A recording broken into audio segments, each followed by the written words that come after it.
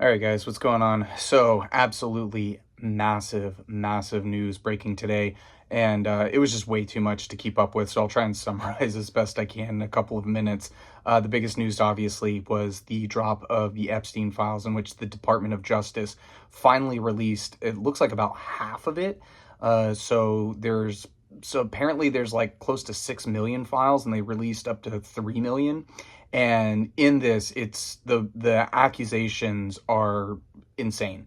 So Bill Gates is mentioned in there, Elon Musk is mentioned in there, obviously Donald Trump is mentioned in there, and some of the stories that came out today are absolutely insane.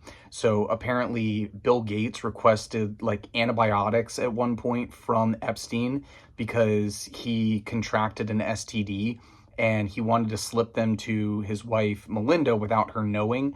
And so that part is nuts. Obviously we have the stuff about Trump is so grotesque, although I'm not in the least bit surprised. It does seem to corroborate the Katie Johnson story, if that's the person that's in there, because there's a story about how he was getting a blowjob. He's getting oral sex from a girl who's like 13, and apparently she like accidentally bit him or something at one point, and he like slapped her. So Trump has a very long history of sexual assault and abuse, and he has an entire Wikipedia page just dedicated to the women who have accused Trump of sexual abuse and sexual assault. So that story does not surprise me in the least. But the funniest bit about this release is the DOJ missed their deadline to put this out, and they still haven't put out the entirety of it. They still have not put out the entirety of the Epstein files. We're still missing pages, we're still missing pictures, we're still missing videos, we're still missing a ton. But of what they did release, and the reason the DOJ said, well, it's taking us a really long time, we keep missing the deadline because we're being so meticulous about making the proper redactions to protect the victims, they still left in the victims' names in some of these. So just an utter shit show. And it just goes to show you how incompetent they are, and the fact that their delay tactics and whatnot, what they're saying is the reason why they can't release this. They're not even doing that part properly. It's like they're not even making the redactions to the victims' names. So that part, totally nuts. Again, not surprised in the least about some of the accusations that are coming out in the Epstein files. There's also now stories about people kind of suggesting that Alex Pretti was taken out on purpose, like it was a premeditated assassination. Now there's video of him, and I'm going to put it up here in just a second. A couple of days before he was shot to death, kicking a ICE vehicle and like yelling at him, and he broke the taillight. Here, I'll put it up here real quick.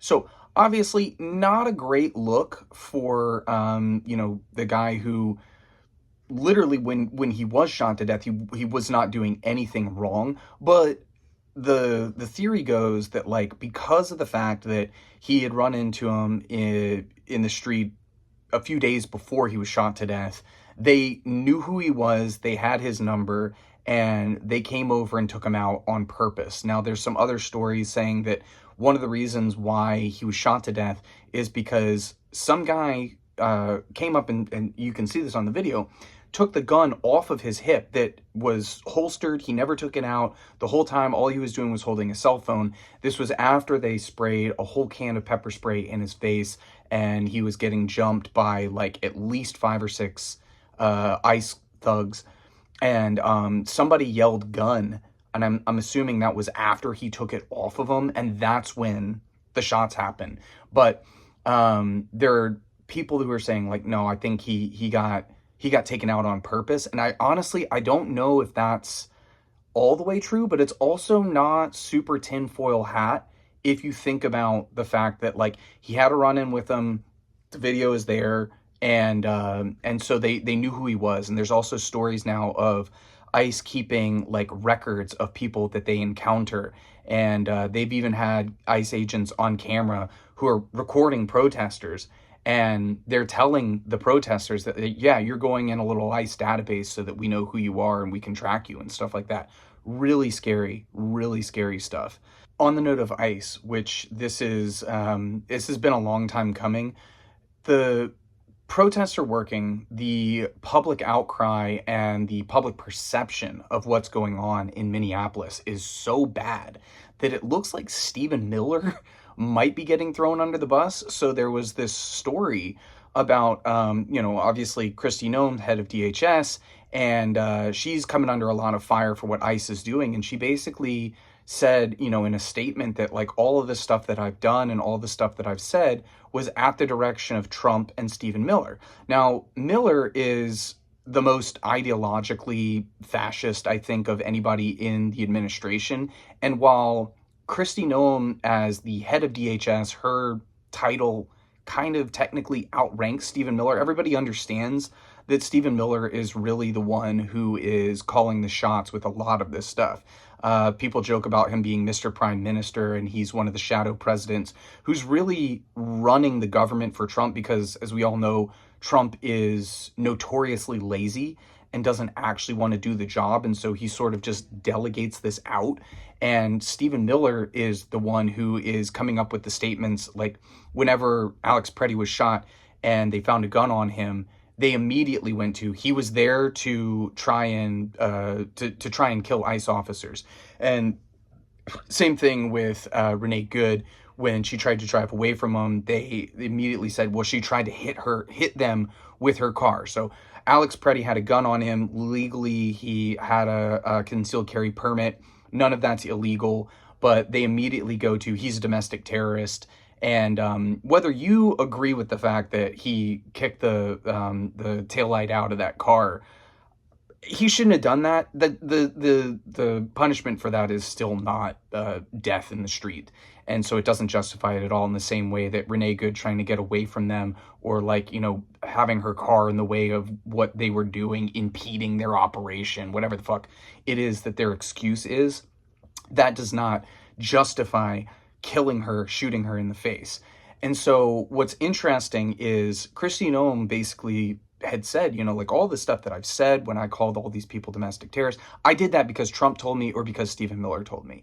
And so I would love nothing more than for the Nazi Stephen Miller to lose his job. That would be a legitimately like one of the best things that could happen, because he's a terrible person. Not only is he like despicable and unlikable, but he's the one who is really spearheading all of the worst things that the Trump administration is carrying out, especially on the immigration side. It's all so crazy that these people run our country because they are literally the worst people that the United States has to offer. And they're the ones that are in charge. And they're the ones that are killing our own civilians and killing innocent people in Venezuela and wherever else all over the world. It's completely insane that these people are running our country, and they're the reason that our relationships with other countries all over the world, not just Trump doing his whole tariff nonsense, but it's the reason that nobody wants to work with the United States. We're basically getting cut out of the rest of the world from trade deal standpoint. The other crazy thing that's been happening recently is the market has absolutely taken a dump. The stock market has. And part of that is because Kevin Warsh is the guy who is being tapped for Fed chair after Jerome Powell's term ends in May. And he's also mentioned in the Epstein files. Would you look at that? So I think there's a pattern here that everybody should kind of know. All the people that Trump surrounds himself with are also criminals in their own right, and they're terrible people. And Trump likes to have dirt on other people. We'll just put it that way. And so it's like Elon Musk is in the Epstein files. Elon Musk has a bunch of investigations into his companies. And so what does he do? He gives Trump, like $270 million or whatever the amount was in order to get him reelected. And then would you look at that, Trump turns around, does Doge, gives Elon the keys to the castle, lets him loot the treasury, lets him shut down all the investigations into his companies. And I think part of the trade-off too is that it's mutually assured destruction, because Musk is also in the Epstein files. Same thing with some of these other rich billionaire assholes like Bill Gates. All these people, like they suddenly just flip on a dime and start supporting Trump out of nowhere. And I think it's obvious that they want the tax breaks that Trump wants to give him, but also it's the dirt that he has on him. And so, like I said, it's kind of mutually assured destruction. And so that is something that is worth noting. And finally, like I said, I could not get to all of it, but the last part that is super, super wild, crazy news is that Don Lemon was arrested for literally absolutely no reason.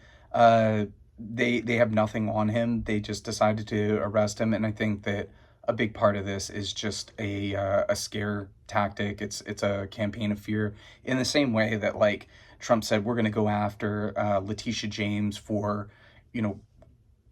prosecuting him in the Southern District of New York, and that was like he lost that case. He was completely dead to rights. But he's going after his political opponents for the reason of just showing them, just basically like flexing his nuts and showing them that he has the ability to fuck with them. And I think that that's what this deal is with Don Lemon. Like, nothing that they have on him, this is not going to stick, and it doesn't matter if you like Don Lemon or not. It's like, he's a journalist. He's been doing he's been doing the news for like 20 or 30 years or something like that. Nothing on him is going to stick that the Trump administration has. This is all for show. And I think much like the invasion of Venezuela and the talk about Greenland and all the tariffs and the ICE raids in Minneapolis, a lot of this is a distraction. But the biggest news from today, obviously, was the Epstein files drop. And I'll wait to see more of it. I mean, like 3 million, obviously, no way to go through all of that all at once. But the juicier ones that I've seen so far from other people that have actually read through the files is it's insanity. It's absolutely insane. Anyway, thanks for tuning in. Like the video, subscribe to the channel, and I'll catch you in the next one. Peace.